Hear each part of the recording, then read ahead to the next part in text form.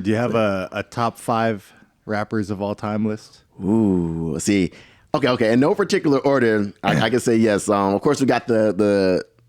Like, I'm gonna just take them off the table. The standard, everyone. Oh, Biggie, Tupac, stuff. Yeah. Cool. And Eminem, just because he has like a nice range of this guy can rap, type of thing. We know, right? Yeah. But so I'm not even gonna put them on my list. But ones that I'm gonna kind of do like a partial bias and unbiased list together. My top five, no particular order. I'm gonna add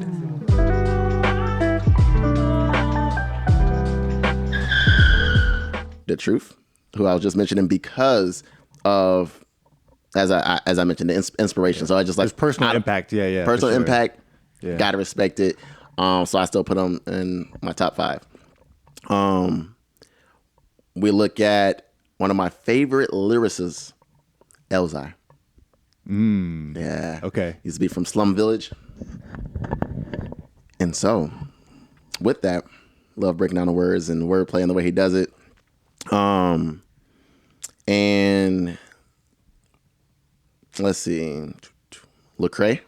Okay. I like it because he's all like well rounded.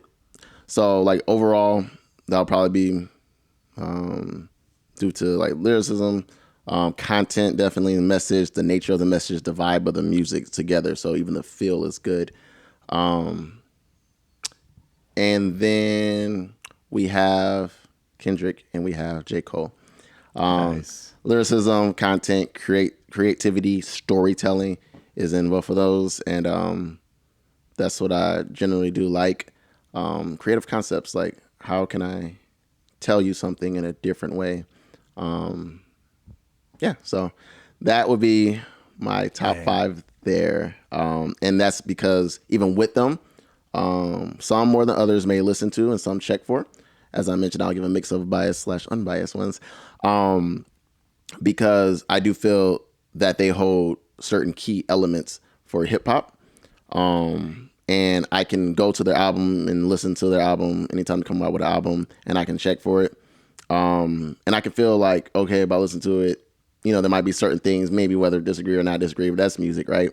But primarily, I can go to them and be like, yo, I feel like I want some bars today. Let me go to Elzhi and break it down. I can be in a mindset to hear how he breaks down words, put together words, and I can be like, yo, next time I go into the booth, I'm about to destroy this thing, I can be like, yo, let me listen to Lecrae. He had this one song. And matter of fact, I want to be able to make sure it gives that level of impact or some kind of way to people.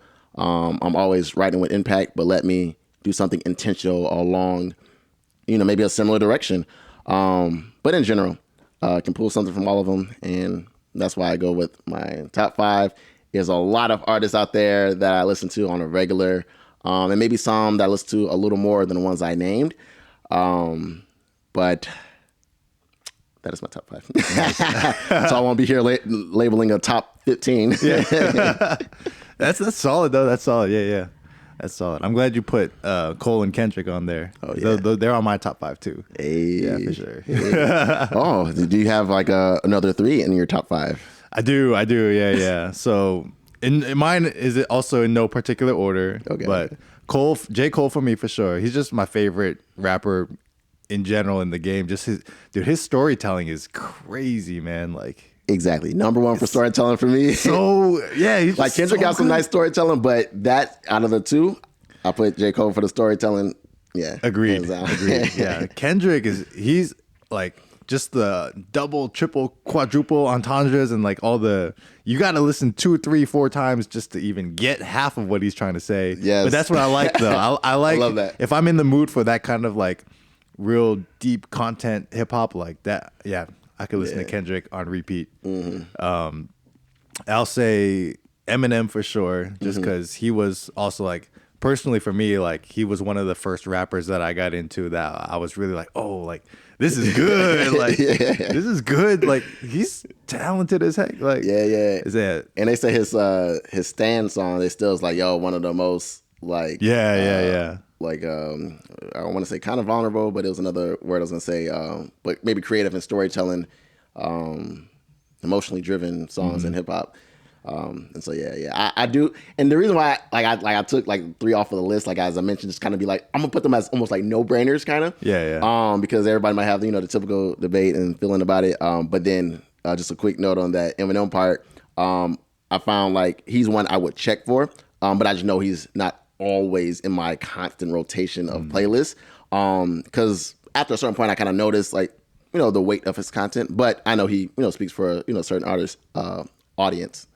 But however, I'm like, when he drops something, I'll be like, I gotta check it out. I gotta check it out. So that's why that's why I was like, I'm not gonna put him on the top 5 list. I'm gonna put him on like the honorary, like no brainer list. That's why Yeah, and it's just like, especially I think when I first got introduced to listening to Eminem's music, that was also when I was going through my like angsty, angry teenager phase, and I was like, this is exactly what I'm feeling, just put into words. And music. And I was like, oh my god! And I'm like a 12-year-old, like a 10-year-old kid, like, and he's talking about like killing people, and I'm like, maybe not exactly how I'm feeling, but I'm mad and he's mad. Can I hurt him bad enough? Were they close? It makes sense, No.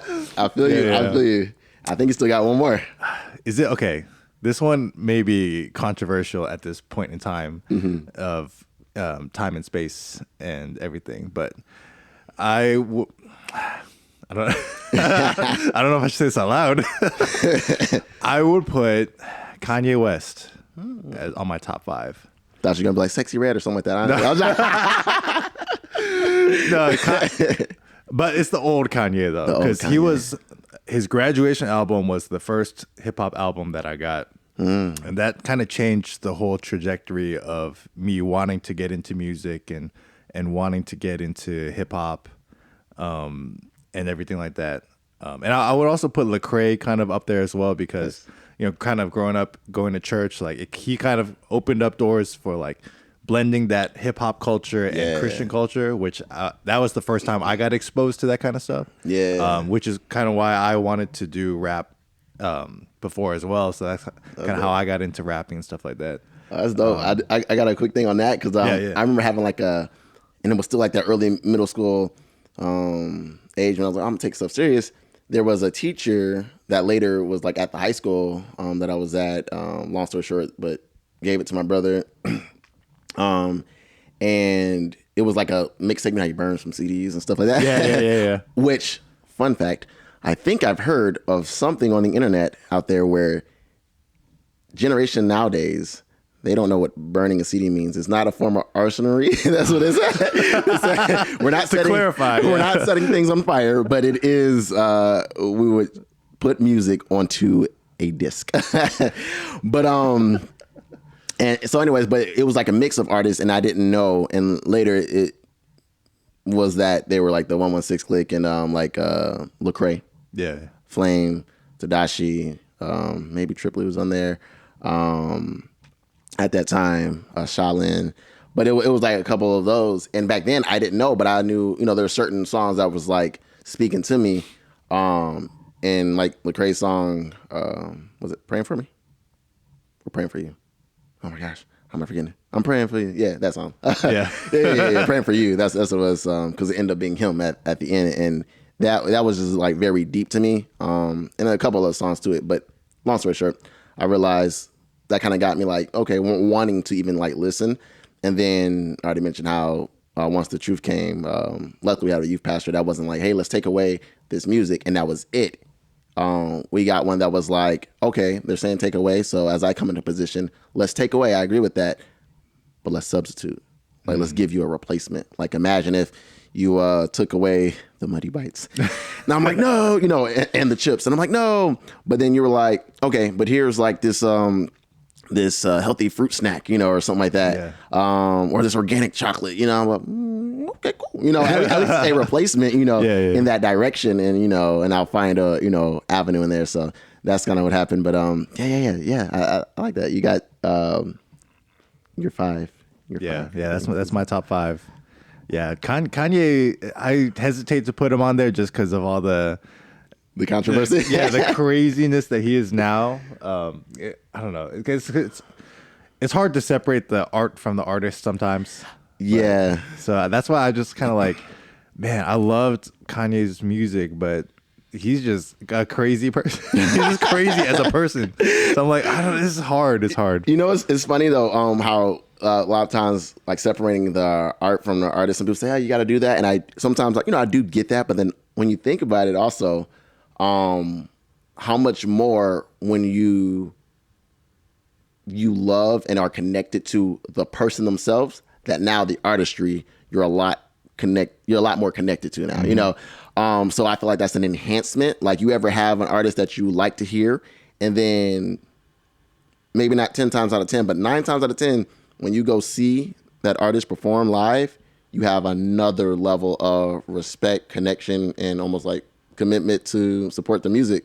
So in that same sense, seeing somebody go out and they're like, just doing certain things that you're probably not agreeing with, and you're like, well, the music's dope. You might still feel that way depending on how strongly connected to you are with the music. Cool. But how much more so if you're like, the music's dope, and then they're dope in character and what they support, you like automatically, that means they can make a song that might be like, this is like a good song for them, but it's still like the bottom of your totem pole. But you're like, because of who they are, I'm bumping this, probably. No, for the most part, that's just kind of put in like a vague nutshell, but yeah. 100% agree. That's why I also like, especially I think, kind of getting into like the business side of music and stuff like that, especially now with the rise of social media, and like if you're trying to be an artist, like you do kind of have to have a personal brand as well that the audience can connect to. It's not just about like having good music and like, having the sickest beats or having the sickest lyrics. Like, you want like to really get a good audience, like a cult following of audience,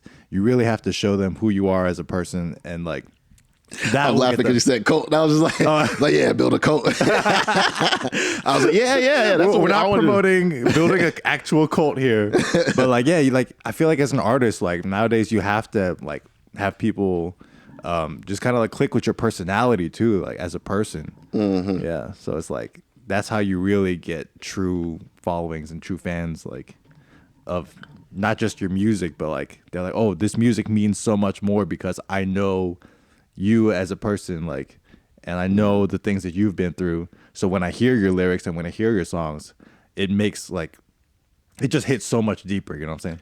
Yeah, because a lot of times they'll have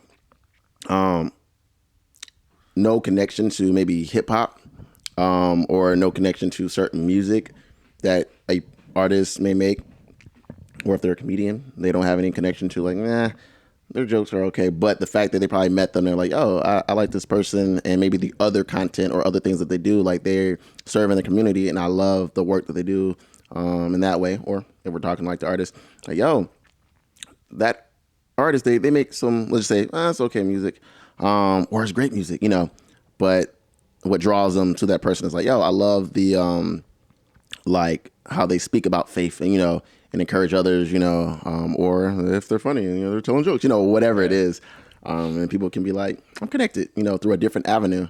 I remember, and I don't know if it was with one of those things, but it just came to mind. I was performing somewhere, and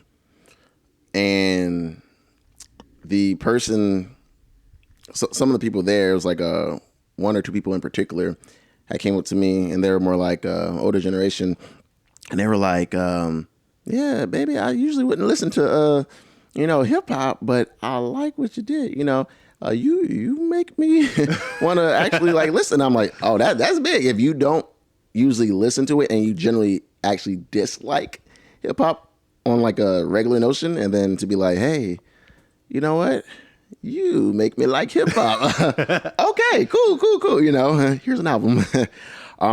But with that just gives like a different gravitation of people. So it's like, it might be through the music, and or it could have been something I was doing in between the set, because I had like multiple songs that day. And it could have just been like maybe the charismatic, can't even get my words out. Let's just use a different word.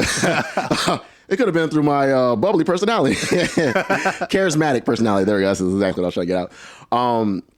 And the way I was connecting with them. And then, of course, the content of the music, because I always believe, that if it's with a purpose, it's going to be purposeful to people. And then thus it's going to connect you to the message, and they're going to hear the message. And so I believe that's what really resonated with that lady that day. But like I said, and like you said, it's about connecting with people and even in other ways that can bring people in, because it might not be the music that brings them in.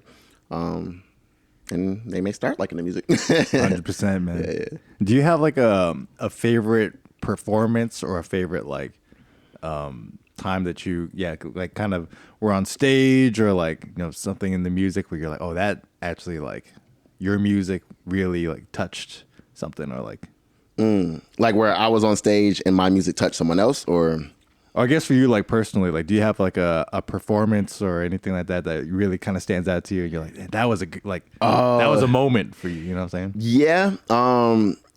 I'll say I can think of one of the times is when I was like doing like the mall performances. And I do remember like giving like one of the, like a kind of new song that I was performing.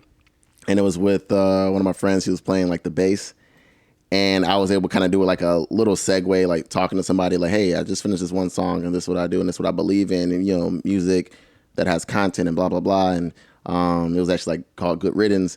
And I was just talking about it, and I just naturally flowed into what he had already started playing, which was like the bass line for that song. And then I just kind of did like a verse from there and was able to do it. And to me, that just felt like really good. And one that surpassed that is this performance that I did for my church. We had like a singles community. I was part of like one of the leaders at the time, and we put it together. I ended up hosting the whole thing. I wasn't supposed to, actually. That's the funny part. And I ended up hosting the whole entire thing from start to finish. And what is that? Introduce the speakers, things like that. But then when it got to the intentional segments where I was doing the like everybody come back from break and lunch, and I'm doing that live performance to get us back going in, and then I did one at the very end to exit us out of the whole session. And what happened was, during those moments, I was like already comfortable, like on the stage a lot. I knew people at the church and stuff like that. There's some people that I never really talked to that much, that I end up getting to know, and then people that I've seen probably for like the first time. And just throughout it, was already comfortable on stage, you know, talking to the speakers, talking about the speakers, introducing the speakers, and then, you know, seeing the crowd's reaction. They're kind of laughing. All my friends told me afterwards, like, hey, it was like relief seeing you up there, because it kind of gave a little more what was it? Cutting of the tension.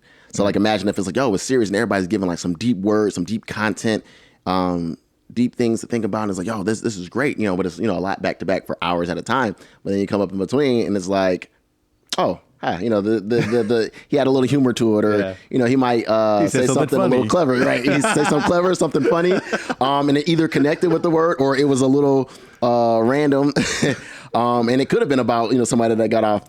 But then when I was performing, because of that, I felt that same like comfort, but my energy based off the songs I was performing was like, okay, this is gonna be a serious moment, but also a fun moment. And so that's what I did. And I was doing it with a live band. My first time, I like practiced with them a couple times, but it was my first time actually like performing live with a live band, more than just one instrument. Yeah. So that was cool. And when I even look back at the video, I gave energy, gave stage presence, crowd control, and yeah, I just loved it. It felt great and felt good. Hear good feedback afterwards is a good thing too. But based off how that went, as long as nobody was like by a boatload being like, boo, you know, I you know, you couldn't bring me down. But so it's like something I could look back and, you know, no one could have said anything and I would have looked and be like, that was a great performance. You know what I mean? Yeah. Maybe one person could have been like, yeah, could have done better. I would have looked and I would have been like, probably.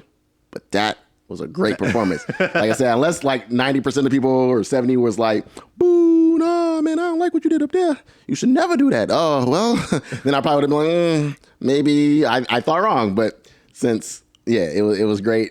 I knew it did what it needed to do. Yeah. One thing I like that you do at your shows is like you do a lot of crowd. Was it crowd participation? Yeah. Call and responses and stuff. Yeah. I like that. That's really cool. Because I remember one time and I don't know if you've ever kind of, there's a fly here. My bad. You I don't know if you ever had wanted this. some snacks. Snacks with Eon, baby. Snacks with eons. I had this one time. It wasn't a performance per se, but like I was at a recording studio, and I was working at a record label at the time, and we had some downtime, and we were at the studio. So me and one of my friends he was engineering, and he was like, "Hey, just like we'll throw on a beat, just like spit something, and we'll just kind of like play around and see what we can make." And I was like, "Okay, let's do it." So I get in the booth, I write like a 16, and then I also like wrote like a little bit of like a hook, like a singing hook, something like that. And then afterwards, after we finished it, and then we're like, oh, let's show everybody else, and like everybody's kind of like, oh, what are y'all working on? So like we kind of got everybody in the room, we played the song for them, and then when it got to the hook, like everybody literally like it was so catchy that everybody was singing along to it by the end of the song. And then like I don't know, that feeling was just incredible. Like That's an incredible feeling. when people are singing the song, like the words to the song that you wrote, it's like, I don't know if you ever like, yeah, it's a crazy feeling, dude. I love that feeling, especially like when people are like they're participating, number one, but then two, they're singing the words. And then a lot of times when just to have that happen in general is already amazing and incredible. But then a lot of times also like depending on what either the hook that they're repeating is saying and or the overall content of that song, you're like, yo, y'all singing this. Yeah. Y'all gonna have this stuck in your head. That means y'all gonna go back and listen to this and y'all gonna get this in your spirit, you know? So like I said, whether most of the message is inside the verses or if the powerful, impactful words are in the hook itself that they're reciting, it's like y'all are getting it in your spirit either now or it's gonna be stuck in your head and later you're gonna get it in your spirit. Yeah. And it's like, yo, that's dope. Just across the board though, you know, just to have somebody chanting what you wrote. Oh, dude, the way you felt about that live performance was the way I felt. I was like, dude, nothing can bring me down. Right. I'm incredible. I'm the greatest. I'm the best rapper ever. Right. I just like, who wants some? Yeah, I felt on top of the world, dude. Man. Yeah. Yeah, and that makes it a great MC as well, you know, because you're able to connect people that way, get them moving. And like anybody else that probably would have saw that, you know, if Eminem walked in at that time, he'd probably been like, him. You, the chosen one. The chosen one. Kanye West would have been like, yo, you need some beats? I don't really know how he approaches people. I think more so people approach him, but you know. Yeah. Nice. All right. Let's do, we're going to do the Snacks with Eon segment. Ooh. We're going to do, you brought us a special gift. Yeah. I'm going to show that one to the camera real quick. So Jayon, luckily, he brought us a special little snack right here for our Snacks with Eon segment. This is a Doritos special flavor. What is it? Thai red curry. Yeah. And we're gonna try it out. We're gonna eat and snack and then see what we think. Yeah. So you want to do the honors and I'll do the open it up? honors. Yeah. All right. Let's do it. Oh, mystery. Wait, what's the mystery flavor? It says mystery flavor revealed on here. Oh, so does that even mean? maybe they had a flavor. I do remember having a mystery flavor before. I can't remember if I tasted it. And then it was like, oh, we don't know what the flavor is. So I think it's the same one. They're just like, oh, it's revealed. It's a Thai curry. So imagine if some people didn't try it because they were like, imagine if they're like skeptical to be like, oh man, I don't want to try it. I don't know what I'm putting in my mouth. And then now they revealed it. And then you might have some of those people that are like, I love spicy stuff. You know, let me go ahead and try the Thai red curry, you know. Or, oh, I never had this version before. Like I may do now and I might eat it and I might be like, I had this exact version before. But as far as I know, I haven't had it. Okay. All right, let's open this up and let's try it out. Yeah, snacks for eons. Snacks for Eon. Yeah. The snacks probably ain't gonna stop, you know. We just keep snacking. Just keep snacking. Do you have enough water? You need one? Oh yeah, no, I got enough. Okay, Appreciate it. cool. All right, let's try it together. All right, 3. It smells spicy, dude. It does smell spicy, It smells like a little but it kick smells like a little sweet, like that little coconut on there. Okay.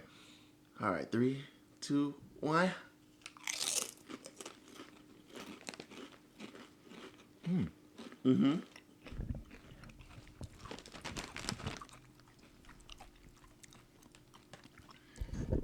it has that sweetness to it for sure. It does. Yeah.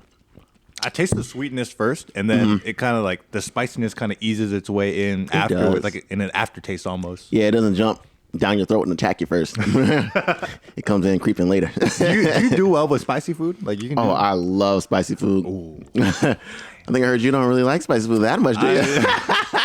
I'm weak. Okay, I'm weak. And you have heard it here first. Jay Eon gave Joe his kryptonite. No, my spice level, like my spice tolerance is just I can't do very like sriracha is spicy to me. Like hot Cheetos, that's like my like ceiling of like spicy foods that I can. Really? Oh gosh. It's because after I eat like a bag of hot Cheetos, I'm dying, dude. Like You're like, okay, I ate too much. All right, gotta sit this one out. Drink 2 cups of water. I don't know what it is, which is crazy because like I'm Chinese, right? So like Chinese like cuisine has a lot of spicy foods in it.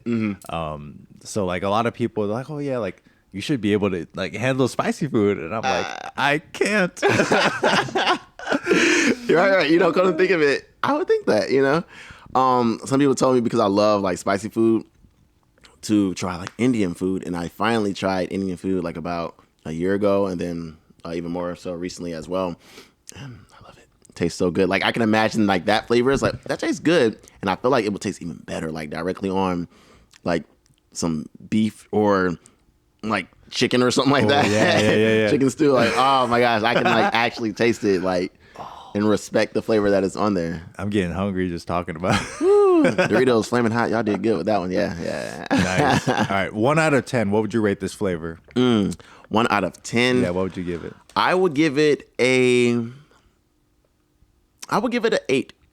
Okay. Pretty high. Yeah. Yeah. And I'm gonna give it like the extra edge because of how I was explaining me kind of tasting like different curries and stuff like that.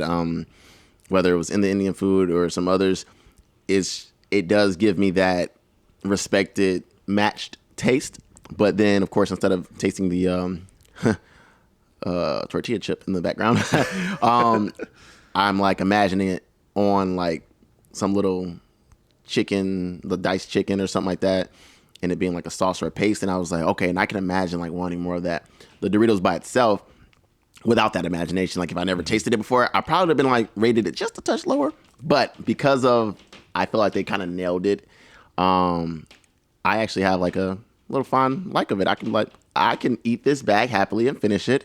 If somebody were to buy me another bag and say, hey, you want some? I'd be like, sure.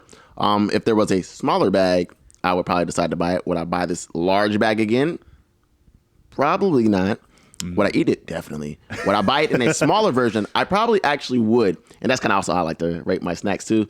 Sometimes they may be a little higher on my rating or not, but most of the time it kind of just comes to like, would I buy them again? Would I eat them again? Because those can be 2 different levels. Because there's some snacks I taste and I'm like, I'm going to finish this because I don't like to waste stuff.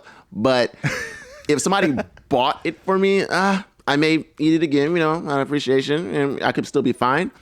You wouldn't spend your own hard-earned money for it, though. Yeah, you wouldn't like go out of your way and be like, wouldn't. oh, I got to buy that bag. You know? Like, let me go buy another one of those bags. Like, yeah. I get you. Nah. Yeah. For that one, I think that's a little in betweener, but it's like I could probably see myself buying like maybe a smaller bag again or so. Okay. Depending on circumstances. Eating it again, definitely, sure. Yeah. Finish that bag? Whew, yeah, definitely, sure. Nice. Yeah. So that's good. I think I'd give it like a 7, probably. I think pretty close to your reasoning too. Like they actually nailed the flavor pretty well. Like it does taste like the Thai curry. Like it does have that flavor profile. I think for me, I probably wouldn't be able to finish the bag, and that's why I give it like a point lower, just because like like one chip I think is not too spicy for me. But I know if I eat like 4 or 5 and I keep going, Well, it's going. No, I'll drink. By the end of the show, you'll have tears rolling down. Thank you, Jay Eon, for being here today. So I have to knock off a point just for that because I don't think I could eat too much of it. But yeah, it's definitely a unique flavor. I'll say that. I've not tasted a chip like that before. Yeah. So very interesting. Nice. Nice. Maybe Doritos will sponsor you. You know. Yeah, yeah. Doritos, sponsor this this podcast, please. Absolutely. Looking for sponsors. Yes. Don't worry. We can always try more snacks. Oh yeah, yeah, absolutely. If you're not sure about releasing it to the public, give it to our taste buds, and we'll show you how it's rating. All right. I think we're gonna wrap things up here. We usually do one last segment as like a closing tradition on this podcast.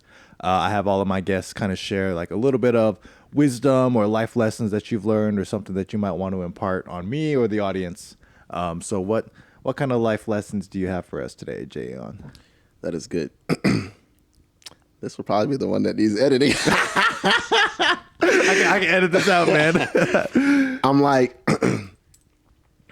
because I think now that I think of it, even when I just looked over it, I don't even think I had that in there, or if I did, I don't think I had an actual answer for it yet. I was like trying to think of it, and I was like, went to sleep. So maybe it might be this. Let's try it. So one thing is I'm so used to being on the go, running, one thing to another thing to the next thing, and trying to make it all work and balance. But then what is often told to me, and let's just say finally at times getting in the habit of receiving, is to find moments to rest. So if I am not resting well, a lot of times, obviously it's going to like show up elsewhere. Like I can't function in certain areas. And there's times I've been like going off of like on average the whole week, it's like 2 to 3 hours of sleep, like on average, like, you know, day by day. And I've been kind of making it look good. But on the other hand, like, was I like mixing someone's song or my own song and then like kind of falling asleep like in the process? Because I didn't rest, you know, and I know it can trickle to other problems. So being able to be, one, prepared, like know that in a season of preparation, when to prepare, or even before the weekend, if that's when you're going to have a designated rest day or whenever it is, that you do all that you can do with the time that you do have. So that way, with the time that you later have to rest, that you can just rest. Someone mentioned that because preparation isn't lost time. Also heard that delay is not denial. So imagine preparing for something, you're not seeing the full fruition of the work. And it's like, I feel like a little unachieved, even if I did everything that I need to do. But remembering that, I can remember, hey, maybe something, you know, may have gotten delayed, but it's not denial, right? Maybe the preparation that I did will still pay off. But maybe the preparation that I did not do is the thing that can be holding me back from experiencing rest when it's time to rest. Because now in my head, I'm like, oh, I got to do this. I got to do this. Oh, I got to do this thing next. I'm almost done with this. Or how can I work on this? Or instead of thinking of that during rest season, I'm actually sitting there working on that stuff still because I didn't fully prepare properly or didn't use my time wisely, if that makes sense. So I guess that would be the main life lesson I would say is take the opportunity to rest, but beforehand, make sure you're doing your proper preparation and preparing, doing all that you can do with the time that you have. So that way, even if you don't complete the task or don't finish it, you know, you can rest when it's time to rest and not think about doing those things because you'll be on edge, even if you're watching TV, but you're constantly thinking that you're not really resting. But then if your thing is watching TV and you're no longer thinking of those things because you done all you can do and you completed it, done all you can do and didn't complete it, but know that after today and I finish resting, tomorrow I can get back on it, knowing that it's going to happen in due time, you can be comfortable in those seasons of rest and being able to trust that when you give it to God, you gave it to him. So it doesn't mean you have to continue to hold on to it and sabotage your rest. So Agreed. The long version. Nice. Awesome, man. Well, thank you so much, dude. I really appreciate you coming on the podcast, dude. This was a lot of fun.